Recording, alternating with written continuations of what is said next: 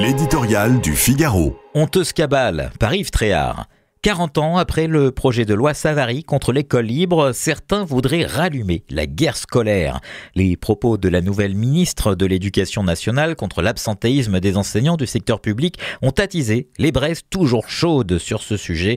Depuis, l'incendie ne fait que grandir. On découvre que Stanislas, l'établissement catholique parisien sous contrat avec l'État où sont inscrits ses enfants, proposerait une éducation à forte empreinte catholique. Il fallait oser l'affirmer. C'est ce qu'ont fait une partie de la gauche en perdition et quelques-unes de ses officines de communication sur la foi d'un rapport de l'inspection de l'éducation nationale qu'elles ont honteusement détourné. Lancée, la cabale paraît inarrêtable.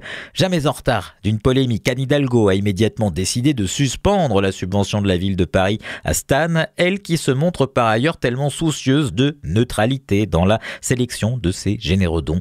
Vols et violences en tout genre à l'intérieur et à proximité des enceintes scolaires, poussée de l'islamisme, autorité des professeurs bafoués, programmes contestés, wokisme, effondrement des niveaux. L'école publique souffre de mille maux et souvent de la mainmise syndicale. Elle est au bord de l'abîme, reléguée dans les profondeurs des classements internationaux.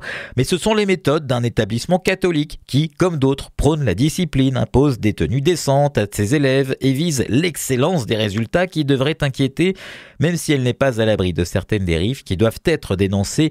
Cette instruction exigeante n'est-elle pas ce que recherchent les parents ? Ils sont de plus en plus nombreux, de toutes confessions et origines, à se presser pour y inscrire leur progéniture.